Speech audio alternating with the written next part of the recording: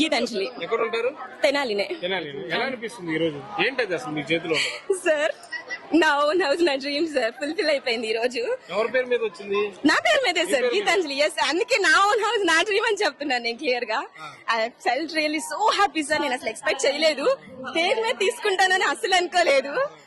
Sir నన్ను bless చేశారు, మా శివన్న నన్ను. I fell so happy. ఇదే కాదు, ఎవ్రీ ప్రోగ్రామ్స్ కి సార్ వస్తారు. మా పాప మెచ్యూర్ ప్రోగ్రామ్ కి కూడా వచ్చారు.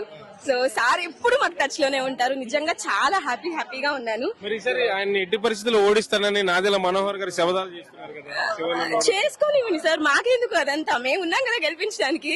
మా కళ నెరవేర్చారు, మేము ఆయన కళ నెరవేరుస్తాం. ఆయన నుంచో పెడతాం, ఆయన గెలిపిస్తాం.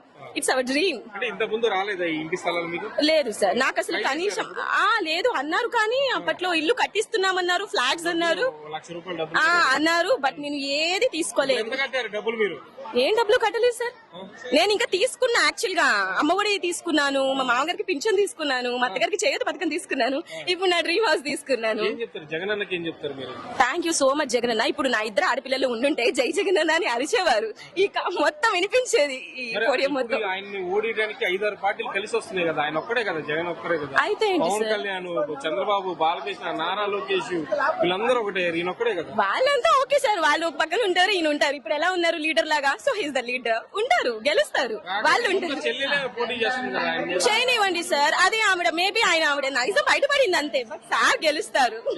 ఇంత మంది హ్యాపీనెస్ తో తీసుకున్నప్పుడు గెలవకుండా ఎలా ఉంటారు సార్? కంపల్సరీ. సార్ నేను ఇప్పుడు ఆల్రెడీ అద్దీంట్లో ఉంటున్నాం. 7,500 మా రెంట్. కంపల్సరీ నెలకి కట్టాలి కదా, ఎవరు ఆగుతారు? అవి ఏవీ లేవు. కరెంట్ బిల్లు అన్ని ఎలా చూసినా 10,000 తీసి అలా పక్కన పెట్టాలి, తినకపోయినా. బట్ ఈ రోజు ఇది ఉందంటే ఎంత మందికి హ్యాపీ ఉంటుంది సార్. అండ్ నేను పాపకు కూడా ఫీజు ఆల్మోస్ట్ నేను చాలా మంచి స్కూల్లో వేయాలి, ఫీజు కట్టలేను. తీసుకున్న అమ్మఒడి నాకు ఎంత ప్లస్ అయ్యిందంటే 1 year అయితే నేను ఫిక్స్డ్ డిపాజిట్ కూడా చేశాను. 1 year వరుసగా తీసుకున్నా, 5 years తీసుకున్నాను. నేను ఫిక్స్డ్ డిపాజిట్ కూడా చేశాను. నేను చూసుకుంటే అసలు మహిళలకి ఇన్ని పథకాలు ఎందుకు అనవసరంగా ఇస్తున్నారు అనేసి అంటున్నారు కదా. జగన్ గారేమో మహిళలు ముందు ఉండాలి, వాళ్ళ పేరు మీద నేను రిజిస్ట్రేషన్ చేస్తా, వాళ్ళకి హక్కు అంటున్నారు. ఒకవైపు మహిళలకి ఇన్ని ఎందుకు అంటున్నారు కదా వీళ్ళు? ఎందుకన్నారు మహిళలకి? ఎందుకంటే ఇంట్లో మహిళ లేకుండా ఎవరికన్నా ఉందా? మహిళలకి ఇస్తేనే కదా మీరు గెలిచేది. మీకు ఇస్తే మీరు ఏం చేస్తారు? మేబీ వేస్ట్ చేస్తారు. ఇంకొక ఇదితో యాజ్ ఎ లేడీగా చెప్తున్నా, లేడీస్ కి ఇస్తేనే మేము దాస్తాం. ఎక్కడ ఖర్చు పెట్టాలో అలా ఖర్చు పెట్టుకుంటాం, అంతే కదా సార్. ఖర్చు విలువ, రూపాయి పొదుపు విలువ తెలిసినట్టు మాకు తెలిసినట్టు ఎవరికి తెలియదు.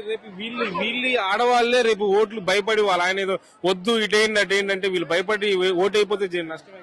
ఇంట్లో మొగలు అంటే వినము, ఎవరో చెప్పారు, మేము ఎందుకు వింటాం? మా ఓన్ మాకుంది. మేము ఓటు వేసేటప్పుడు వచ్చి పక్కన నుంచారుగా, మా ఓటు మా ఇష్టం. సో నేను డెఫినెట్ గా మా అన్నకే వేస్తాం, మా జగన్ అన్నకే వేస్తాం. Thank you sir.